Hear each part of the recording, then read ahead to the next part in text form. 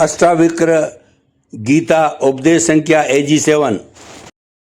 इसलिए वह सच्चे आत्मज्ञान तक कभी नहीं पहुंच सकता। ज्ञानी और अज्ञानी दोनों ही बाहर दृष्टि से कर्म करते हैं, पर अंतर केवल मन और चेतना के स्तर पर होता है। अष्टावक्र कहते हैं कि ज्ञान से प्रेरित ज्ञानी चाहे वही कर्म करे या न करे, उसकी चेतना कर्मों से प्रभावित नहीं होती। उसे अवसर पर परिणाम की चिंता नहीं रहती। ज्ञानी के कर्म स्वाभाविक, नैसर्गिक और लोक हितकारी होते हैं, केवल आवश्यक और नैमित्तिक जिम्मेदारियों के लिए सीमित रहते हैं। वही अज्ञानी के कर्म केवल वासनाओं और अहंकार से प्रेरित होते हैं। इस प्रकार बाहरी रूप से कर्म समान दिख सकते हैं, परंतु अंतर केवल चेतना और समझ के स्तर पर ही स्पष्ट होता है। अष्टावक्र कहते हैं कि सच्चा ज्ञानी अपने कर्मों को ईश्वर की इच्छा के अनुसार करता है, बिना किसी वासना, अहंकार या फल की अपेक्षा के। उसके लिए कर्म केवल स्वाभाविक और आवश्यक होते हैं, ना कि व्यक्तिगत लाभ या प्रतिष्ठा के साधन। इसके विपरीत अज्ञानी के कर्म हमेशा किसी न किसी फल, सम्मान, यश या स्वर्ग प्राप्ति की इच्छा से प्रेरित होते हैं। यदि अज्ञानी लोकहित में सेवा, दान या समाज कल्याण का कार्य करता है, तो भी उसकी वास्तविक चिंता दूसरों की भलाई नहीं, बल्कि स्वयं के लाभ और पुरस्कार की खोज होती है। वह अवश्य तलाशता है कि कहीं उसके कर्म उससे स्वर्ग या मान सम्मान दिला सके। वही ज्ञानी के लिए ज्ञान के प्रकाश में कर्मों का बोझ और बंधन समाप्त हो चुका होता है। इसके कर्म न केवल स्वाभाविक और सहज होते हैं, बल्कि केवल लोकहित और आवश्यकता के अनुरूप ही होते हैं। इसी भेद से ज्ञानी और अज्ञानी के कर्मों का बाहरी समानता में भी अंतर और भीतर की वास्तविकता स्पष्ट हो जाती है।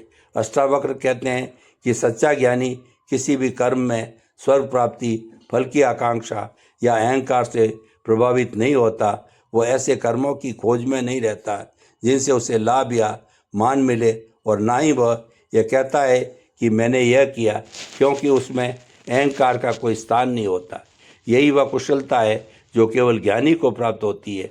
अष्टावक्र आगे स्पष्ट करते हैं कि जो पुरुष निराकार, निर्भय, निर्विकार और स्थिर है, उसके लिए न अंधकार है, न प्रकाश, न त्याग और न कोई भौतिक वस्तु या परिस्थिति। मनुष्य के चित्त में अनेक वृत्तियाँ, वासनाएं और कामनाएं होती है, और अनेक जन्मों में अर्जित अनुभव और संग्रहित स्मृतियों का कुल मिलाकर यही चित्त कहलाता है। बुद्धि ने सत्य और असत में भेद कर समझती है, परंतु वास्तविक ज्ञानी इनसे परे रहकर शुद्ध चेतना का अनुभव करता है। अष्टावक्र स्पष्ट करते हैं कि सुख दुख, लाभ हानि, प्रेम घृणा, हिंसा अहिंसा, प्रकाश अंधकार, त्याग ग्रहण, यह सभी केवल चित्त की विभेदना है। वास्तविकता में कोई भिन्नता नहीं है, सब कुछ एक दूसरे से जुड़ा हुआ है। जैसे सिक्के के दो पहलू, जहाँ एक है वहाँ दूसरा भी है, और एक को हटाना दूसरे को भी समाप्त कर देता है। यदि मृत्यु ना होती तो जन्म भी नहीं होता, यदि पाप न होता तो पुण्य का अस्तित्व नहीं होता। घृणा के बिना प्रेम का अर्थ नहीं बचता, असाधुओं के बिना साधुओं की महिमा का अनुभव नहीं हो सकता, बीमारी के बिना स्वास्थ्य का मूल समझ में नहीं आता।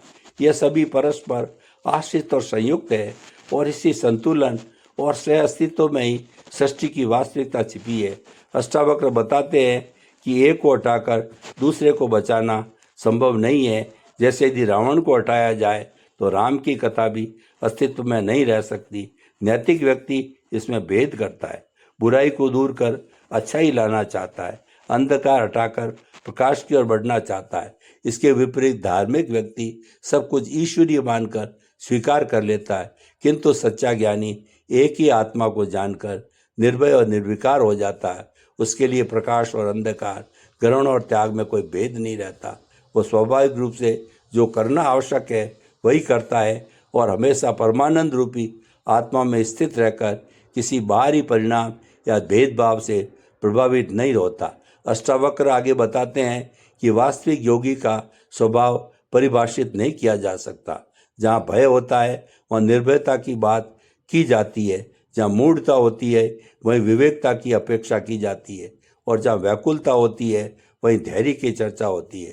किंतु जो योगी उस परम रस को जान चुका है, वो सदा उसी में स्थिर और निमग्न रहता है। उसका स्वभाव किसी श्रेणी या परिभाषा में नहीं आता। वह सभी द्वंद्वों से परे, सभी मान्यताओं, परंपराओं, रूढ़ियों और आदतों से मुक्त हो जाता है। उसके लिए यह कहना कठिन हो जाता है कि वह किस प्रकार का स्वभाव वाला है, क्योंकि वह स्वभाव से ही रहित, अनिवर्चनीय और पूर्ण रूप से मुक्त होता है। अष्टावक्र बताते हैं कि सच्चा ज्ञानी किसी बाहरी स्वभाव या आदत का पालन नहीं करता। वह केवल आत्मा के स्वभाव के अनुरूप चलता है, जिसे सामान्य संसार के लोग समझ ही नहीं सकते। अज्ञानी अपने नियम, संयम, मर्यादा, अनुशासन, सिद्धांत और कर्तव्यों में उलझा रहता है, जबकि ज्ञानी पुरुष स्वतंत्रता के साथ कार्य करता है और इन छोटे बड़े बंधनों से परे रहकर व्यवहार करता है। उसकी क्रिया सहज, प्राकृतिक और आत्मा के अनुरूप होती है, जिसे देख पाना और समझ पाना कठिन है। इसी दृष्टि से अष्टावक्र ने गीता का सार सरल और स्पष्ट रूप में प्रस्तुत किया है, जो वास्तविक संपूर्णता और मुक्ति की अनुभूति की ओर ले जाता है।